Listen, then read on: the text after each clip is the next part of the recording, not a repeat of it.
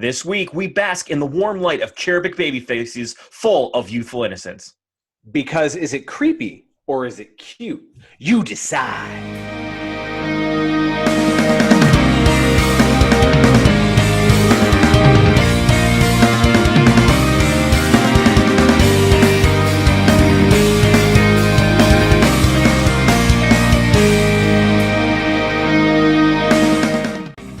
I'm Kyle. And I'm Garrett. And we watch anime. Garrett, this week we take a detour to not talk about an anime property, a style of anime, or specific characters. No, the discussion we are having is more of a feeling, really. In this fast-paced world full of demands, arguments, stress, and responsibility, sometimes it's important to look at the world through the eyes of cute things, without a care in the world. Many people use pets, babies, or rainbows for this fix, but other times it takes the cuteness of Japan to hit just the right spot.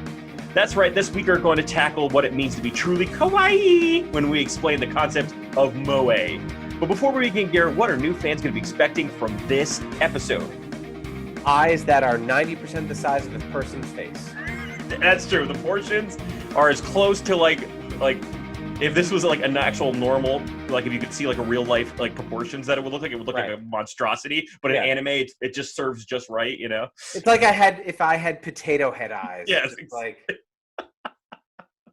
So this is going to be a little bit of a different episode this week, Garrett, because I picked this style because we haven't done an explainer in a long time, so this episode is going to be an explainer of a specific concept for you. But another reason is I feel like it was Genesis out of this poor treatment of our poor fox girl Senko-san when we did our waifu episode. In that episode, she got no respect. She was the Rodney Dangerfield. Everybody was like, no, I want another student body president. No, I want the other student body president. But no love for Senko-san. I was like more than happy for it because I feel like moe gets confused a lot with ecchi and when it shouldn't really be because it's a very different thing. And so I thought we'd take some time. I'm pulling us all aside, repositioning ourselves to say, okay, let me explain fully what moe is. Because I tried to explain it a few times, and it's a lot harder than I thought it would. So I thought I'd dedicate a full episode this time around. He's a French artist, right? Yes.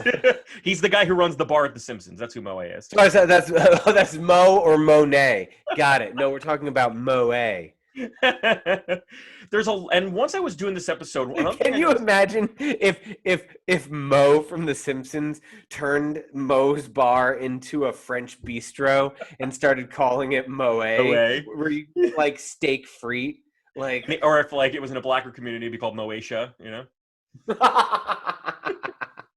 So anyway, when I was planning this idea out, I realized there's like a lot more to explain. There's a lot more culturally in Japan to get over. So instead of really making you dive into a lot of episodes, I really want you to get the feeling of it. Really, moe is another like je ne sais quoi kind of idea. It's something that like you don't quite understand it unless you kind of see it enough until you get the feeling of it. So I was hoping that through the process of showing these episodes, you were able to get some sort of feeling or elicit some sort of emotion that you might at some point equate with moe. That sounds like, what was it, the Supreme Court Justice who says, you can't define pornography, but I'll know it when I see it? Yes, we're going to try to get you to, in a nicer way, understand the concept of porn, but not. It makes more sense, I promise. Let's just roll with it. We'll get there. We'll get there. Yeah. Ultimately, we're going to also ask the question of if moe is appropriate, or is it for its selective audience because of its style, its genre, the type of characters. But before we get into the concept of what it is, and I got to dive into the explanation, can you go over the 3 shows that we talked about we watched this week? Right, absolutely. So there were 3 shows in the order in which I watched them. There was Binchou-Tan, which is widely available on YouTube, y'all. Right. There's Nyanko Days, which is available on Crunchyroll if you want to follow along at home. And then there's K-On, which was available on Netflix. I won't go into like the details of them because I know we're going to go over them as we discuss the shows individually. But they're definitely female-centered properties. They are the furthest thing you could get from like a Dragon Ball Z or anything. There's no leveling up. There's no powering up episode to episode. They are decidedly unlike most things that we've watched so far. Yes, exactly. And it really is like you know, the two that I would show, like Nyanko Days and Binchou-Tan, had very also specific reasons why they existed, right? But okay. So right off the bat, again, we're not going to go into it. Those two baffled me. Hey, on. I was like, this is a show. I get it. Show exactly. But I really wanted to get the spirit of moe for you because, as I told you, the feeling. So let me just dive into an idea because we're really going to try to see if you get it, because there's a lot of ways people think about it. It's actually one of those things that, like, even in Japan, they don't quite understand fully what it is. Like, some people have different opinions. There's actually like university professors that have like legit like Sophocles like arguments over what moe is. That sounds like wasted tax dollars, but go on. But moe is a term. It's pronounced moe, but it looks like the word mo, like Molarry and Curly. And it was coined termed in 1980s and 1990s to define things specifically in anime and in anime culture that is generally juvenile or juvenilized, I guess is the word you would use, or made cutesy to the point of adorable, right? Okay. Not like, oh, that girl is cute, but like, oh, you're cute. Like, it's that. It's like when you commit. Like, so think like girls who are 20 years old running around with Hello Kitty backpacks. Right. All their L's are W. Like, this my widow walk into that wheel over my neck. Like that kind of like. Boats. How I Met Your Mother reference, guys. Yes, exactly. So the term itself is contested, but it seems to stem from different versions of different verbs. Some people says it comes from the word moeru, which means to bud, or moyeru, which means to sprout. So, you know, budding and sprouting is a key indicator here. Other people think that it comes from the idea of burning, so having burning passion for something. But it's really about how you feel about a specific character or story more than anything. And that's why when I try to explain it to you, I'm like, well, that character kind of gives me the moe track. And there's a reason for it. And we'll get it'll make more sense as we go forward, because we're going to test the boundaries of it, see the different levels and layers of it as we go along. As I said, it's kind of a je ne sais quoi. It's like a little thing. But unfortunately, and this is what I want, if anything, I want it to be separate from Lolicon, right? We both kind of talked about Lolicon a few times, the idea of people who are sexually attracted to younger girls specifically. And based on the book Lolita, they just Japanese-ified it for it. Okay. But it's not necessarily for sexual gratification or having an actual physical attraction to someone. It's the idea of having like a deep-seated care for them so that you want them to either succeed or you want them to have a good life. It's like more like watching a kid at a soccer game than it is like wanting to take someone out for dinner or whatever. So I don't know. Did you grasp that when you were watching some of these shows this week? No. Okay. I mean, I grasp the cutesy nature of it. I have my feelings on each of them, however brief the stints were that I dipped my toe into the water of moe. Yeah. But it was for me, it was very like surface level. I know that, look, this is just like, I'm getting a brief exposure, 3 samplings, an episode or 2 of each. So I understand that for those out there who really dig moe, you know, I apologize if I'm not quote unquote getting it or understanding it where you come from. I like things that are off the beaten path, so I'm trying to keep an open mind to things that you might like that are off the beaten path. But this was that deep feeling and care for someone. I mean, it would be a bit of a stretch for me to pull that from the limited episodes that I watched. Right, and I think it's okay for the noobs, the new fans out there, to not get it. But I also want for the new fans to understand that this is something different than what your gut instinct is going to give you. And that's what I think the primer of this episode is going to be. It's going to be basically like, you might not get it, but know that it's got something more deeply layered than what you assume it to be, which you think someone's just fapping to this stuff. So here's the deal. You'd have to be at that point where like, you've got such porno creep that you need to like fap to the network news to like find this like attractive. So here's the deal. Let's start with the one that you said was like a show. It's actually, when you look up lists for what is a very moe anime, it's the first one on the list essentially. It's like the quintessential moe anime.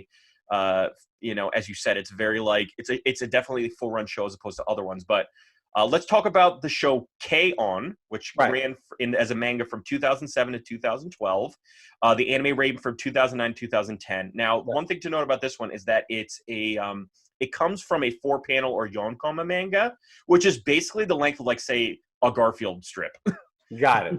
Right? It's essentially like if you were to take Peanuts and make that anime, that's the length you generally get. It's like it's not like a full Shonen Jump manga. It's like with 17 to 19 pages. It's like you get one half of one page generally. Right. That's why, like, the movement of it, like in terms of what happens in K-On, not much happens. It's really just like how they interact with each other, how, you know, what their relationships like, all that stuff. So talk me through what K-On's all about. Right. So we open on K-On, and you're in a school, and this girl wakes up late in her house. I forget which character was it. Yui is the main. Is the first. So Yui Hirasawa wakes up late in her house. She's late to class, and she gets to school. And a very big part of Japanese culture, I'm assuming, based upon the show, is that you have a club when you're in school. It could be anything. It could be art club, chess club, it could be a sport, whatever it is. Your identity, and it's really important, is that you're tied to a club. And a couple weeks into school, Yui has not selected her club, but she decides that she wants to join a band club, like an actual band, not like sitting there, not an orchestra, not sitting there with a horn section, but like a rock band club. Unfortunately, she finds out that every member of the club graduated the year before, and that if they don't get at least 4 members in the next week, they're going to close the club up. Right. Shut it down. They're not going to allot a advisor or any resources to it or anything like that. And so Yui is desperate to find other people at the school, whether friends or whether they're strangers, to join this club and start a band together, a la Josie and the Pussycats. It really is kind of Josie and the Pussycats. By the way, I have to correct you, because I thought you were saying something else. Ritsu is the president of this club. So Ritsu, Yui is the one who wakes up late in the morning, and I'm like, Yui's the one who wakes up late in the morning. Yes. Okay. Yeah. So sorry. So Ritsu's the everything I just said, but Ritsu. The words Ritsu Ned said. Yeah. Go ahead, man. No, that's it. That's the story. Right. And so Yui is like, I gotta say, this girl clearly has like ADD. She is the like. It could be in the middle of a conversation and squirrel happens and something flies by and it like gets her. Oh, Yui is the 4th member? She is the one that is like the main character of the show. But she's the guitarist. She's the guitarist. So gotcha. So Ritsu is the, as we've corrected Garrett, Ritsu is the president. Drives this club. Right. And it's funny that you say president, because she says, wait, if no one else joins, that means I'm like default president, right? So she plays the drums, and it's her first goal is she gets her raven-haired, black-haired friend to play bass, and she reluctantly plays bass in the band. She claims to have been tricked at like a sleepover to join the band. Then you have the 3rd member, who is a blonde, who plays the keys. And she's like very bougie, and she's like doing this almost like sociological tourism. It's like, ooh, let's see what the plebes do when they go to their their clubs and stuff like that. If John Tesh was a teenage Japanese girl, that's who she would be. That's actually a really good comparison. It is John Tesh. John Tesh live at Red Rocks. But yeah, and so they're part of what's called the K-On-bu, which is K-Ongaku is light music. So basically, like, girly punk rock essentially is what they're trying to make essentially. And it's he was a skater boy. I said, see you later, boy. Yeah, it's if you could take the Donna, Avril Lavigne. Yeah, Avril Lavigne and like the Donnas and put them together, that you'll generally get what light music's all about. So Yui is the final member of the group, but she shows up like determined to join this group, but we find out that she does not know how to play an instrument. Right. But Ritsu and Mio and Sumugi, they are desperate for at least particularly Ritsu. They need a 4th member, otherwise this group is going to close up. So they are on the border of like begging Yui. My favorite part, by the way, of Yui, when she was saying like, ooh, light music, was she was like thinking of the glory days of when she was like in second grade and every kid got castanets to sing like hot cross buns by hitting the castanets. Like that's what she was thinking the club was going to be. Like recorder playing. Like that's what she was assuming it was going to be. Right. Like memorizing all the presidents and all that stuff. In song. And they're like, we're going to teach you how to play guitar because we need this member. And she tells her friend, hey, they let me join. And she's like, what? She's like, do you have a guitar? No. You're going to have to buy one. What are they, like 5,000 yen, which is... It's $50. Is what? It's $50. Well, to be fair, when you and I went to high school, you could absolutely go to Alto Music and buy like that intro Fender for $125. Yeah, 120. It would have to be over $100 though, and it would be in a box. Yes, right. And it wouldn't be that great, but it would still work. You could play it. You could play it. It's better than like a Walmart guitar. Like Walmart guitars are awful.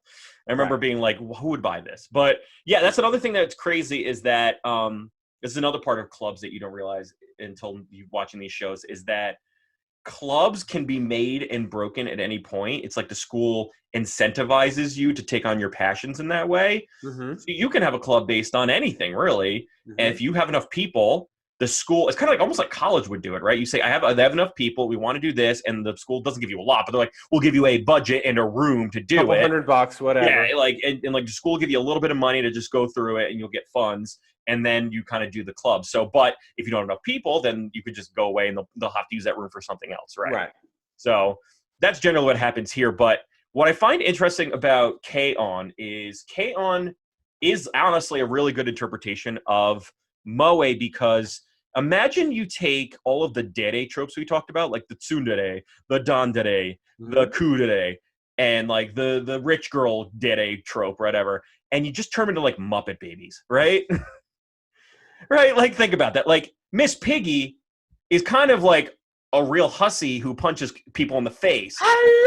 Yeah, but Muppet Babies Miss Piggy is a lot more tame, loves her friends, like believes in cooperation and teamwork and stuff like that. That's what K-On! is. It's like Ritsu is the tsundere. She's the like, I'm the gruff one and better than you, want to do this. But like if you moe her, she's like no, I might be conniving, but I'm also moe really softens the hard edges. Yeah, like I cry when things don't go my way. I'll we really love snacks. We love where a true tsundere would not do that. No, in fact, it would be hard for that tsundere to make friends and not like have a lifelong friend who will make a pinky promise about becoming a band together, right? And like the other character, Mio, who he says the raven-haired one, is like your classic like dandere, like everything's just so embarrassing, ooh, like that kind of character. But you Muppet Baby's her, and she's like, very embarrassing, like, oh, I just don't want to. It's like all that stuff, but very cutesy and very friendly. So, so what's crazy about this is we're gonna pause each time we talk about a show to kind of discuss a little bit about what you're supposed to feel in these moments, right? What is it about moe? Let's do it. That how this ties into moe. And I think it's also really important to talk about the issue of kawaii. Have you heard that before? You probably heard it before. When someone talks about Japan, you hear arigato, sayonara, you hear, sushi and all that stuff. But a lot of things, one of the actual words you might hear is kawaii. Have you heard that word before? I thought I might have heard it in an Afro Man song, but that is a girl from Kawaii. And we're not going to finish that lyric. We're not going to finish that lyric. I think I'm incorrect, so please lay it on me. Especially not in the moe episode. It'd have to be at like the prison school episode. Stuck her heel in a vent and he said, "Aye!" Like that kind of stuff. So kawaii means cute. It's basically the word cute. But it's more important than that because cute is a very important trait within Japanese culture. Right? Whenever you think about Japan, you can think of like the old-fashioned Japan, but another thing you're thinking about is like Hello Kitty. All the characters are very wide-eyed. Everything is very cutesy. Everything's got hearts and stars and stuff like that. That is the aesthetic of kawaii that Japan really loves, especially in pop culture. And there's a reason for that. Like, if you think about it, Japan is very strict. Yeah. It's very conservative. It's actually a really hard life to live there, especially if you work there, if you're going to school there. There's a lot of stress there. Yeah. And so kawaii is a way of de-stressing your life and to give you something that you can like unthink about your day. Like, have you ever come home from work and you just are so stressed out, you think, and all of your problems, stuff like that, but then you look into your dog's eyes and you realize this dog has no idea what I'm going through. It does not care that about my boss yelling at me, or that I tripped and everybody saw it. Like, I don't know. Do you have that sentiment ever, Garrett? And that dog is just like ball. Yeah, ball. Exactly. It's a simpler sentimental time. It is a blissful ignorance. Right, exactly. And so when Japanese see kawaii stuff, they don't treat it as predatorily like a lot of people is. Like when we watch Senko-san, some people are like, oh, she's a sex cat. Or, when he grabbed her ears, he got super sexually excited for it. No, what actually the person said, and it was very explicit, is it's more like sitting in a very warm bath, right? Like if you're touching something cute, or you're grabbing a face that's really cute, or looking at a cat, like a puppy dog's face, you're just like, ah. And that's the sentiment that Japan likes to go. I'm going to step in here. Kyle, that dude finger banged Senko-san's ears. No, he did not. Without permission. Accident. And she was like, I did not like that. You are not allowed to touch my earlobes. And he was just like, this is sense. I feel good. I feel relaxed. It's like a warm bath. I understand what you're saying with regards to these shows and that. The other one, they towed that line. They knew what they were doing. Right. But at the end of the day, like, it's a moe in this sense. One sentiment of moe would be a sense of feeling of low stress and relaxation. K-On! Does not have huge conflicts. The closest thing that I can relate this to is the ASMR movement of the past 5 years. Guys, I don't remember the actual acronym. Look up ASMR. It's like something meridian response or whatever. It's ultimately, it's like, imagine that, like, that feeling of just like chills starting at the top of your head and moving down your body. And there's this, I don't want to say a big argument, but there's certainly this line that you see when you watch all these videos and you see the comments, which are like the worst place you can exist on this world. So I suggest not reading them. But if you do read them, what you'll find is that 70% of people find this to be this decompressing, relaxing, just the stress releases from the shoulders. Yeah. And then 25% sexualize it. And it's tough because the people put this, whether it's ASMR or whether it's moe, people put this content out there. But once you put content out there, it's no longer yours. Right. And people can interpret it as they want to interpret it. So the closest thing that in this conversation I could feel moe relates to is ASMR, where its intent is a very pure thing, but it can get muddied. Right, exactly. And Garrett, you know what? That's an amazing way of explaining. In fact, I would say you're not even far off at all. Like the Venn diagram of like people who would probably experience ASMR the same way would probably hopefully get the same response from moe. Like with K-On!, the music's very gentle. The colors are very bright. There's no conflict. There's no... The stakes are so low. Right. It really is. It's like they could lose the band, but they're not gonna. Like they're only really fighting over like who gets the last tea cake, or like was she kind of mean to me, and then if I made her sad, I'm gonna have to apologize, like that kind of stuff. That's one of the facets of moe, right? So I'm glad you're kind of getting it right. We're starting. Ball's rolling now. ASMR was a good starting point. Okay. Right? Although I will die on that hill for Senko-san. You'll get there eventually, Garrett. I'm sure. After a couple more episodes, we'll get you there. We're now going to talk about Nyanko Days, the next show I made you watch. It is the three.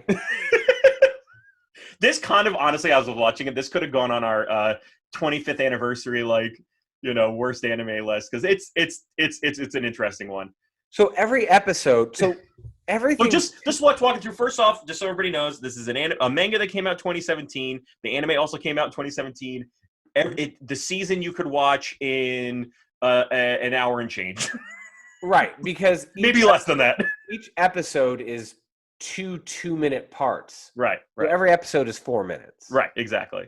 Not a big time commit. And it doesn't seem like there's like arcs to it either. Like if there was if you saw like a bell curve of like the conflict that happens to the show, it's just like a flat line. It's like I learned that the star is Yuko Kanagi. Yes. And she owns 3 cats named Ma, She, and Ro.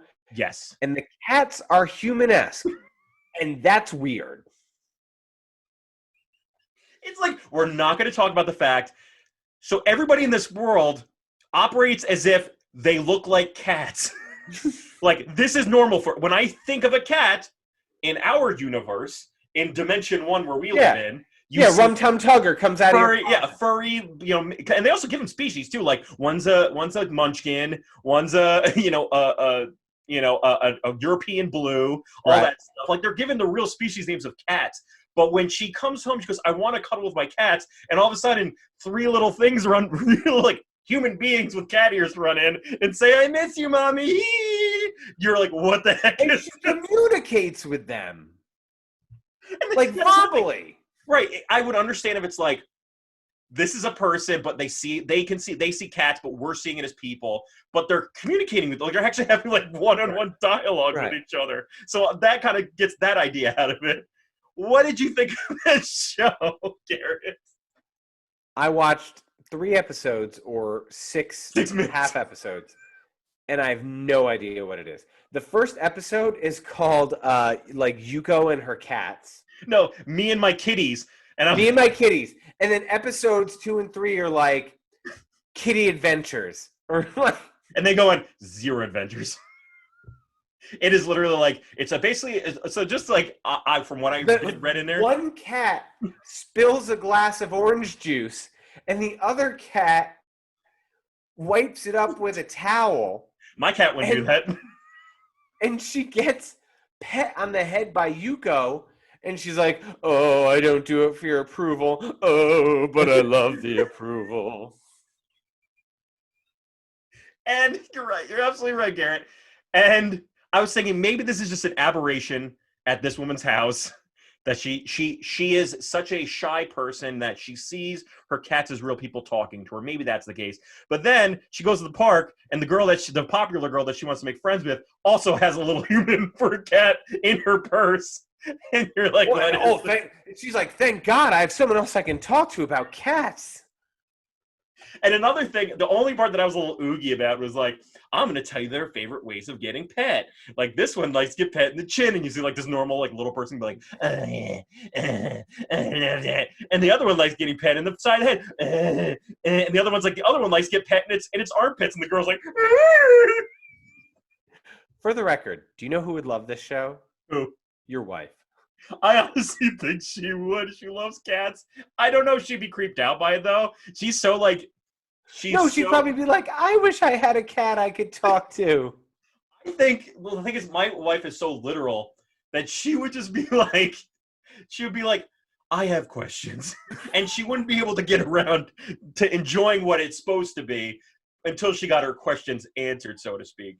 Right, but these questions don't always have answers, man. No, and I unfortunately don't have it, but I picked it for a specific reason. By the way, if anybody's hoping that like major events happen in the show, no major events happen in the show. It's as if you had a cat in your real life, but that cat could talk to you and had long flowing locks of blonde hair, that kind of stuff. But this was an example of the next phase of moe that otaku kind of work with, and that's the idea of the anthropomorphized moe.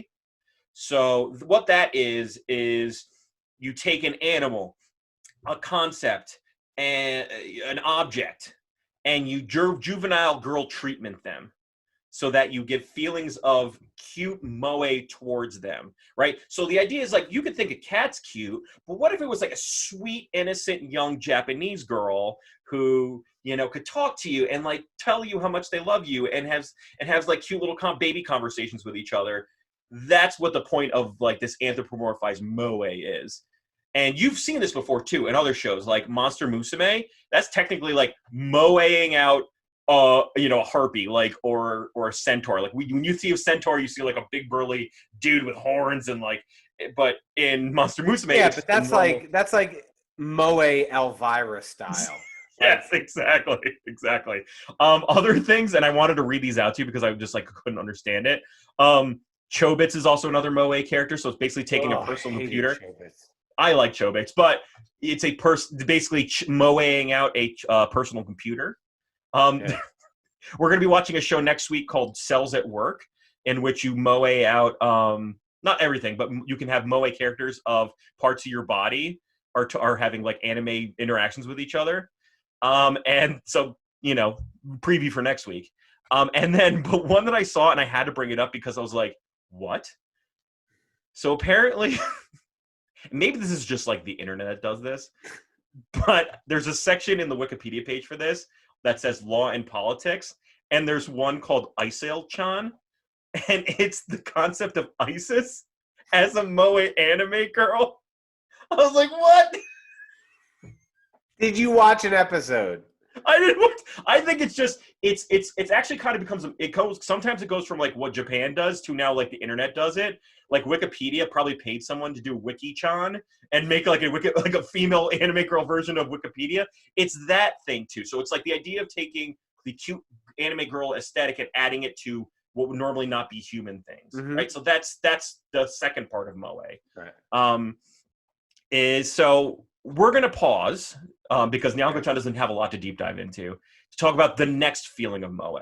Okay, so you got the idea of like ASMR, right? You're sitting here and you're going, it's that feeling of relaxation. My life is stressful. Let's have a low stress situation. Another feeling of moe is the idea of like an animal that's so cute that you just want to like squeeze them. It's that like feeling you get from babies and you want to like squeeze their cheek. Yeah. That's another feeling of moe. When someone says like I have a feeling of moe, it's that just like, oh, you're so cute kind of feeling. And that's what happens with anthropomorphized ideas. So what did you feel that at all with the Nyanko girls, like the little cat girls? Were you at least like, oh, they're so cute, even though they're trying to be cats? They go nyan nyan nyan, which is they were not cute to me, but I understood that was the purpose of animating them in that way. Like it didn't appeal to me, but I absolutely see that, in that culture of cute where they stand. Right. So it's like you want to get people what you're trying to elicit is an emotion of like, this is so cute. This is just like the same of wanting to rub a cat's belly or pull a dog's ears or rub their ears, kind of like with Sengo-san, #justice for Senko. And, but I don't know if everybody, what gets in the way of it is that it's little girls. Right. Right. And so I think that is a lot of the striation, just like you said with ASMR, like there's 75% that get it. Like, this is cute. I want to treat this as a cute thing. But then eventually, in the wrong hands, it could be kind of considered. Could have just made them animals. I mean, like, I think about my own dogs, and I think about like how I like squeeze them around their neck and hug them, and they get like this like trapped animal look in their eye because I'm just like, I love you so much. Yes. Your experience. So in that case, your experience a feeling of moe towards your dogs, right? So I want you to get like that sense of like, there's no word for that. It's not like or like that dog from Full Metal Alchemist Brotherhood. Oh, you had to make me sad. You had to make me suddenly sad. No, but it's like we don't have a word for that in our language either. Like if that feeling of just like, oh, you're just so cute, want to like you're almost like violent towards the thing that's cute. You're like, oh, I just want to like, and I like we say, rip you to pieces. Right? We say like very violent things. Yeah, like I just want to eat your face and chew it and spit it out, like that kind of stuff. That's that kind of feeling of moe too. Is like cute to the point of aggressive. I understand that feeling for sure. We have a word for it, but in Japan they do, and that's moe. It's that fiery, passionate thing. So let's move on to our final show that we watched, and this was another thing with another different reason and another feeling of moe, and that's Binchou-Tan. Yes. So Binchou-Tan was created, I believe, in the mid-2010s. I don't have the full production of it, but to give you a point is that this wasn't meant to be. This was also a 4-koma or a Nyan koma, so it's just kind of like Garfield, but this was made as a mascot character. So if you're wondering why this existed, it was for a mascot of the concept of charcoal production. So Binchou-Tan was animated in West Virginia. Yeah. In coal country. It was commissioned by what's his name from Joe Manchin. Yeah, it's clean coal. It's clean coal. Well, the way they use this coal in Japan is apparently like a miracle drug, apparently, according to this show. But I mean, don't we all wish we could light a log on fire and then put it on our head for warmth? Right.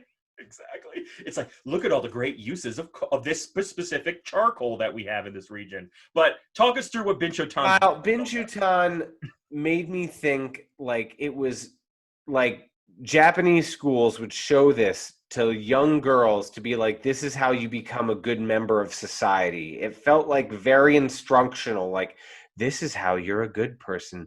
This is how you're of value to Japan. This is how a proper person acts. Be like Binchou-Tan. That's like the vibe that I got from it.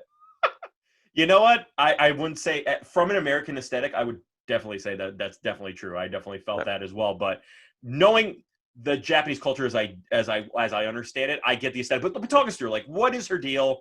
Who is Binchou-Tan? What's her bag? Binchou-Tan lives in a house in the woods by herself. There's no parents around. Every day she lives life to the fullest. She makes rice, and when she makes rice, she heats up a log or charcoal, and then she puts it on her head to keep her warm. When she walks around in the woods and gathers things to eat and things to drink, she balances the charcoal on the top of her head like a frickin' moron. That's Binchou-Tan. Binchou-Tan legit is the everyday, non-eventful life of essentially an orphan Who wears a pink bow. who wears a pink bow, super cute with humongous eyeballs. Everything Massive startles her. Everything startles her. So when like a snake comes up, she's like, I did not like that part of the episode. I can hear the narrator going like, Garrett-tan doesn't necessarily hate snakes. When he sees them, it just startles him. No, and you're right. Garrett-tan doesn't necessarily dislike snakes, but when he sees them, he gets a shovel and chops off their head.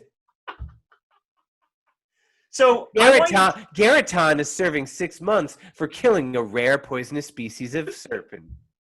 As in violation of the Endangered Species Act of 1975. So what if I was to tell you that instead of like watching this on TV or in the classroom, like you said, you went to the prefecture of Wakayama. And normally Wakayama, not really an exciting place.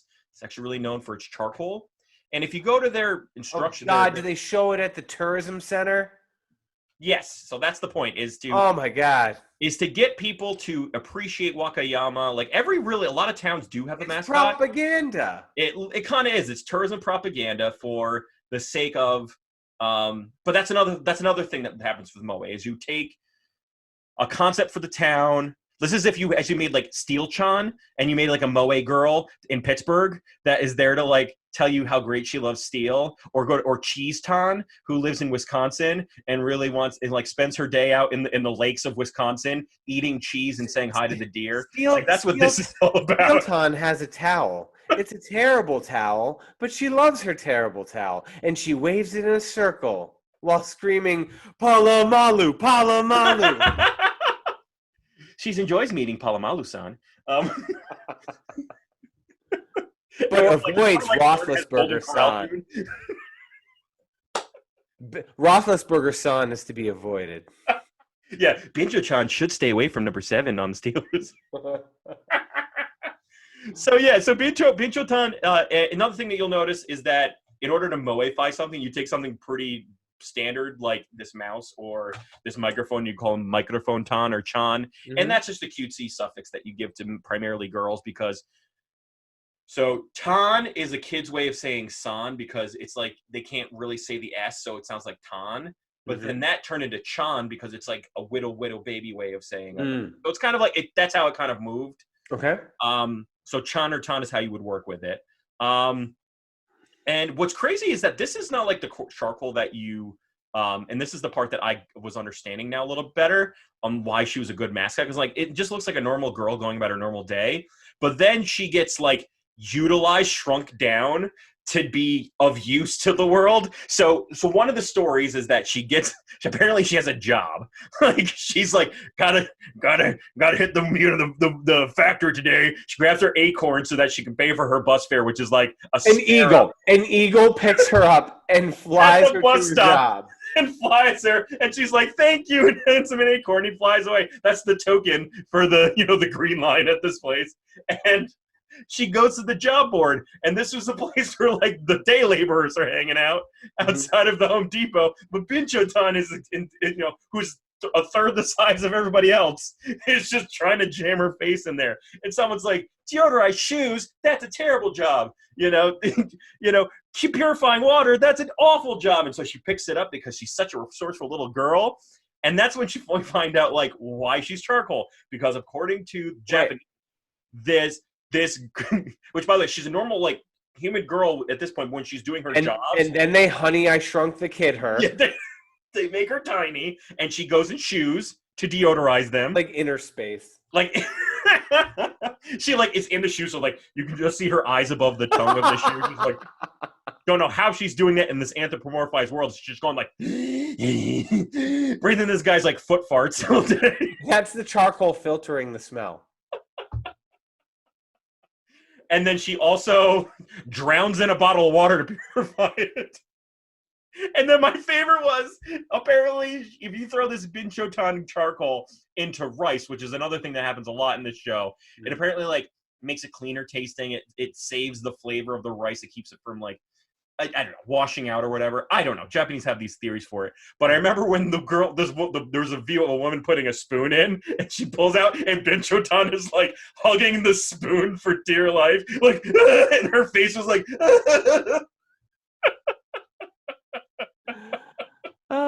Terrific. I know. So, as you said, it's propaganda. It's a mascot. The purpose of this show was to get you to feel something about the town. The town has a spirit to it. The town has like a thing that supports it in that way, and the charcoal is that one thing. So, but this is a good also example of another spirit of Moe, which I wanted to make sure is like the idea of the little engine that could aspect of Moe, right? Binchou-Tan is hardworking, but she's also like super small, can't do a lot. She's mentally and emotionally fragile. But it's that the feeling of like really praying for a very weak, vulnerable creature to succeed. That I think I can. That the little engine that could, or like Bambi trying to stand on ice. That like wishing to strive and succeed is another spirit of Moe that people try to get. And that's what Binchou-Tan's supposed to be. That like, for us, most of the stuff that we do during the day is not so hard, but for her, she has to like work extra hard to get to it. And you're just like, do it, Binchou-Tan, do it. So does that make sense to you? That spirit of Moe? Listen here, Wakayama. You ain't gonna make me feel bad for no coal industry. You can try. But I know you just destroying this planet. But it's also not. But also one thing, it's not oil coal. It's like wood coal. And I thought that's much better. But it's primarily. Does it burn? It burns. Oh, it burns. Well, apparently you put it in rice and it doesn't. I don't know. And it just holds on to your spoon for dear life. Right. But you get that feeling, right? So we got. No, I do. So like the first idea is the idea of. Feeling like this is a relaxing thing. I'm watching this little girl go about her day and not too much stress, followed by this like, oh, she's so cute. Look at her cheeks. When she cries, I feel bad for her. When she's happy, I'm like super excited for her. Everything's exciting. The world is open to her. So we go back to our youth in that day. And then like her struggles and the way she works so hard, even though she's so little, so young, so vulnerable, you just want her to succeed. All in all, that encompasses, and probably a little bit more, the big ball that is Moe.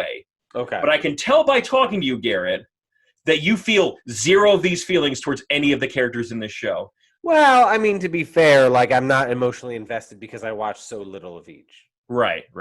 Like you don't love a character after being exposed to them for a half hour each. Right.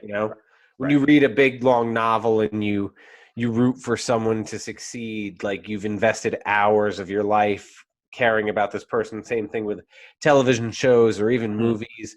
But, for the brief moments that I spent with these characters, they didn't hook me. It wasn't a quick hook for you. What they're trying to do it didn't quite get there with me. And that's not a criticism. Right. I agree. And you know what? I think it does take a little bit of time to get that nerve practiced, that like, ooh, Moe, how cute. This is a sweet little, cute little thing, blah, blah, blah. So this goes into my final thought about Moe and the kind of question that you and I should answer, both as a new fan and as a fan that's been watching this for a while, is the appropriateness of it. Now, you and I were talking about like, culturally, we feel oogly about, it's weird that you make feminine and cutesy objects. Well, think about the other way around, like making feminine creatures objects, right? Like there's lots of problematized about that idea, and Japan has like a ways to go with that stuff. But more than anything, I want to talk about how two men in their 30s can interact with this kind of stuff. Mm-hmm. I call it the brony dilemma. Okay. Right. You and I know you know what a brony is, right? It's Yeah, absolutely. But for those at home, essentially, if you're not familiar, there's this long-running animated series and property in the United States, mind you, this is not an anime. in the United States called My Little Pony. And there are these large swaths of men from teenagers to 60, 70 years old who really enjoy the property, and they're called bronies, and they have their own conventions and everything. And to be frank, they are not the target audience, and it's a little weird for everyone, and they struggle with the perception of their fandom as being sort of a perversion. Right. And I think that is the dilemma, right? Is the question of, is it all right? The central question is it all right for grown men to appreciate moe? So what are your thoughts, Garrett? Because I have a lot of thoughts about this, but I wanted to get your original gauge for it. Like, if I'm a man in my 30s and you see me appreciating in an innocent way the pure innocence of young girls in the format of anime, is that inappropriate for me to do as a man in my 30s? Just to clarify that. I'm on the fence. My gut reaction is that it's inappropriate because I think bronies are inappropriate. But when I look in the mirror and we revisit our conversation from 30 minutes ago, a lot of people think ASMR is weird. Watching someone else get a massage, watching someone whisper and tap their nails on items or get chiropractic adjustments, a lot of people think that's strange. A lot of people who enjoy that is you, definitely. I know you like the chiropractic videos. Right. Oh, no, I love ASMR stuff. Yeah.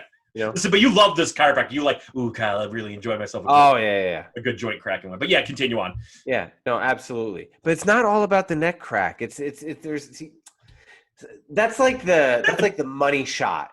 Like these channels will put out all this content of all these like long adjustments, and there's, again, for those who aren't into it, you're going to be like, wow, Garrett has thrown up his freak flag today.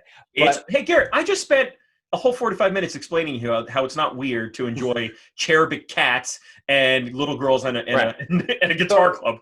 So essentially with ASMR, in particular the chiropractic videos, like, you should want to watch the whole video. You should want to watch the doctor interaction. So I think on a deeper level, well, let's not, how do I not get ahead of myself? In short, on a deeper level, I think all of us as humans want to be taken care of. And I think the root of ASMR and this calming, particularly the doctor videos or the massage videos or the chiropractor videos, is you wish you had this experience because you would feel coddled, loved, and taken care of. And so you'll often see like highlight clips where someone will take all these hours of content that people have put out on the internet and then reduce them to 5 minutes of neck cracks. And it would be like going to a website and just looking at a porn site and looking at the money shot. Yeah. But like there's no foreplay. Nope. There's no lead up. But anyway, so when it comes to is it appropriate, it's hard for me because I want to lean no, but then I have to think about the things that I enjoy and how other people would view that. So maybe I lean back towards, you know what? I mean, yeah, as long as you're not like trying to watch it with the girl down the street, then yeah, it's appropriate. Right. So I mean, and that's on a normal response that a lot of people have. But in my mind, this ties into an issue of like masculinity and how we're not, as men or boys, expected to like cute things. And in order for us to interface with things that are cute or things that we see in an innocent way, it's assumed that there's a sexual component to it.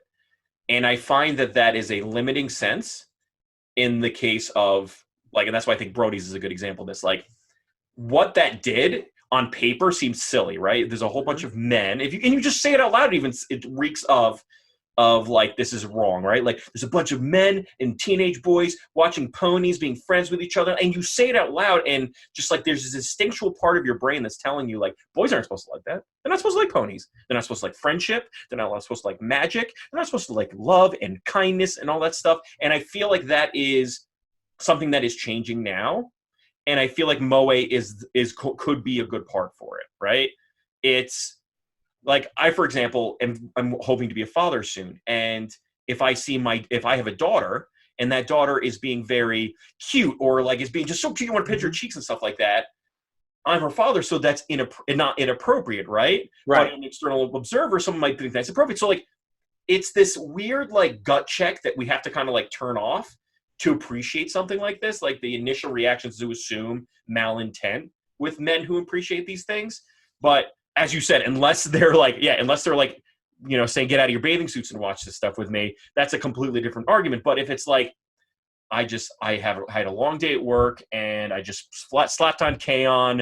It doesn't matter because these girls have nothing of interest or worries for me. I just need nonsense happening in the background, or it's just relaxing to see inconsequential problems happening, and that's stimulating enough but not too overstimulating for me.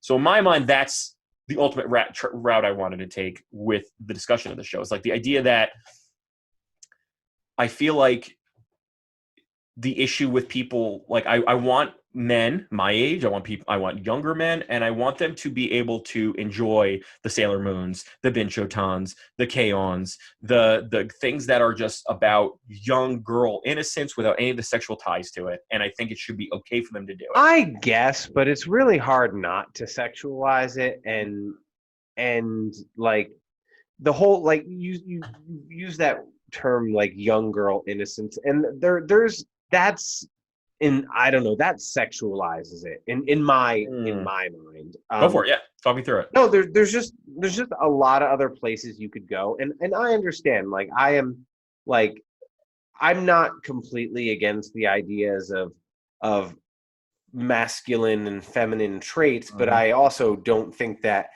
certainly don't think that you need to live in a box, and I think that you should have both on wherever you are on the gender spectrum. You should have a balance of both. And if you're if you identify as he, him, and you're like 75-25 into the masculine stuff, that's great, sure, fine. But you shouldn't be afraid of that 25. So I totally dig that, and I'm down with that.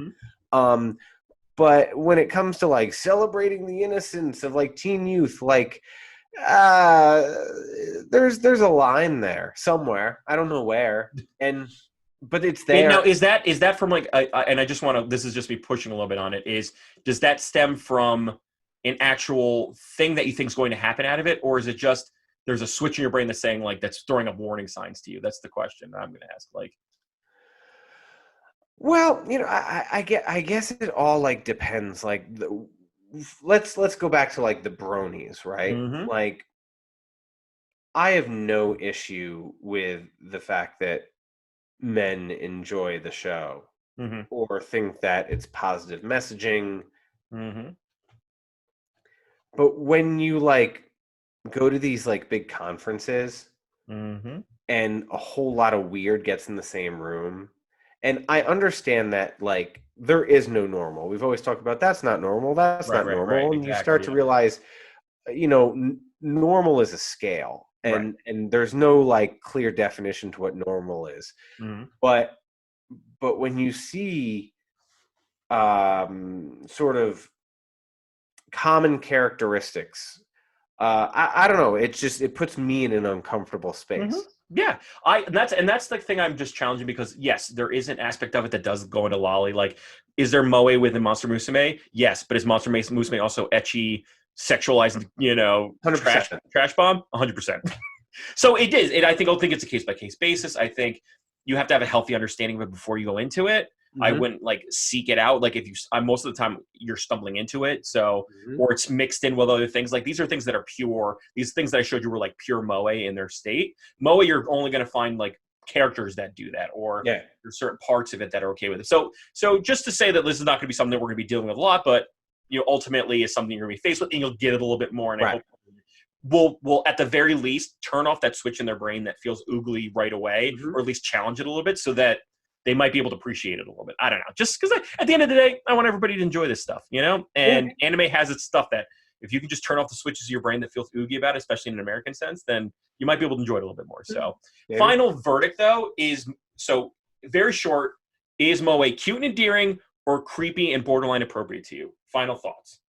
Final verdict to you. Gun to my head, if I had to pick one, cute and endearing. I think so too. But even if it's sickly cute, it leans more that way than the other way. Right. Great. Awesome. And I completely agree with you. I'm not going to ask you if you're going to keep watching these because you've already pretty much went through Nyanko Days because it's like 40 minutes of total airtime. But would you, is like maybe K-On! Be something that you might be interested in watching if, nothing else is happening? And well, no. Okay. I figured. No, I mean, look, it's not to say that any of what we watched it was bad. It's just not my bag, baby. It's also like bag. I also want a little conflict in my stories. So for me, K-On! Nothing happens. So I find that can be a little tired. And if you're going to get, there's only so much I like my dog, but I also want my dog. If I love dogs, but like dogs can also go away and I can enjoy them. How many successful love story movies are there where boy meets girl, person meets person, they fall in love, and there's nothing stopping them and the story ends? The worst thing that happens is that someone ordered the wrong cheeseburger at the McDonald's. Like that's right. Yeah, as I agree with you. Like some people, I think it's like a mood that strikes you, and that's when this will work for you. So, let's go. And finally, without even noob scores, we're going to give which one would you prefer over the three? If you were to say like, hey, this is the best of the moe that we watched today, how would you rank them? Well, K-On! Is number one. I agree. K-On! is, I would actually say if you like anime and you like, lighter stuff, K-On! is actually not a bad show. Yep. The other ones are kind of silly, so I wouldn't bother. Number two would be Binchou-Tan. Me too. Yeah, I think so too. And number three would be Nyanko Days because I have no idea what it's supposed to. I mean, Binchou-Tan is like pure like charcoal propaganda, and I still got what was going on, even when she became a little piece of like coal in your rice. And Nyanko Days was just like, that was trippy, man. It didn't have an intro, but it had an ending. So every time I'd see like, oh, we got to the intro. And I remember watching the first episode and it was just like an hour, a minute and a half of content. And then this theme song happened and it goes, starting episode 2. I go, did my Crunchyroll like go bad?